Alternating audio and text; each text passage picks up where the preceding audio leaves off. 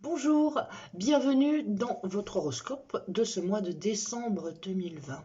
Bon, on ne peut pas commencer ce mois de décembre sans parler du 30 novembre où il y avait justement cette pleine lune en Gémeaux, donc qui était un petit peu difficile pour les Gémeaux, certains Gémeaux, mais aussi pour les Sagittaires et les Poissons, donc ils pouvaient se sentir un petit peu perdus parce que comme elle dure 28 jours, cette lune, donc vous allez quand même la subir pendant une grande partie du mois de décembre, bien entendu. Bon, elle est positive pour les signes d'air et pour la plupart des signes de feu qui revoient un bon élan vital. Je vous parle de cette lune parce que comme Mercure passe en Sagittaire dès le 2, et on va pouvoir porter l'attention sur tout ce qui se passe à l'étranger encore. Donc notre monde et même nous-mêmes en tant que microcosme, on sera bien obligé de faire attention à tout ce qui se passe ailleurs que dans notre petit pays, grand pays. Donc ce Mercure en Sagittaire, il est bon pour tous les signes de feu, redonne un coup de peps, un coup d'élan, bon pour la communication, pour l'ouverture d'esprit.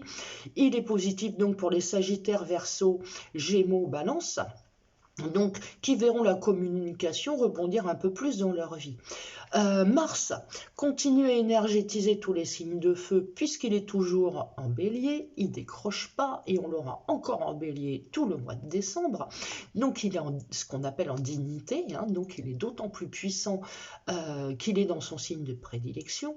Donc les lions, les béliers, les sagittaires, les balances et les gémeaux bénéficieront encore de ce bon peps, de cette bonne énergie vitale qui est quand même aussi un protecteur de santé mine de rien et un protecteur de travail puisqu'il vous pousse à aller de l'avant. Donc attention les cancers, les capricornes et les balances parce que vous le subissez en difficulté, donc il vous fatigue, il vous bloque et c'est pas encore très drôle, mais parce qu'il est en mauvais aspect de Saturne, Jupiter en Capricorne jusqu'au 18. Et là, à partir du 18 décembre, il se passe un truc très important et qu'on n'a pas vu depuis des centaines et des centaines d'années, puisqu'on a Saturne qui va passer en Verseau le 18 et Jupiter qui va passer en Verseau le 20. Et donc, on va avoir une conjonction, encore, on sort de la conjonction Saturne-Jupiter en Capricorne, signe de terre, pour rentrer dans cette conjonction Saturne-Jupiter en signe d'air en Verseau. Signe de la liberté, de l'indépendance, de la joie de vivre, du dynamisme, des bonnes idées. Et donc, ça va redonner un coup de peps, un coup de joie. Je vous ferai simplement vous rappeler que Saturne a fait une incursion en Verseau déjà au mois de mars de cette année. Et au mois de mars, c'est là où on a vu les gens applaudir les infirmiers, c'est là où on a vu une énorme entraide se mettre sur les réseaux sociaux, le Verseau étant le signe de la modernité, de la communication, donc touche aussi tout ce qui est téléphonie, ordinateur, web, et tous ces instruments de communication qui vont être mis encore plus en exergue là à partir du 18 et 20 où on va voir un nouvel ère de liberté, d'indépendance, de joie, de bonne humeur et ça quoi qu'il arrive, que ce soit dans le confinement, dans les soucis que l'on traverse en ce moment, mais cette nouvelle énergie Verseau est quand même super positive et redonne justement un coup de dynamisme à nos vies un peu mornes et difficiles du moment. Par contre, cette entrée en Verseau va être quand même source de difficulté pour les gens du premier décan, mais des tout premiers jours, des lions, scorpions et taureaux. Eux, ils vont se retrouver confrontés justement à une période un peu difficile d'enfermement, de manque de liberté, de blues. Bon, une période un peu ouin-ouin. En fait, ça va pas durer éternellement, mais c'est peut-être aussi l'air du temps qui veut ça, hein. Autrement, ce Saturne Verseau et ce Jupiter Verseau apportent aussi des nouveautés sur le plan politique, politique intérieure, extérieure au niveau mondial, mais une sorte de relax.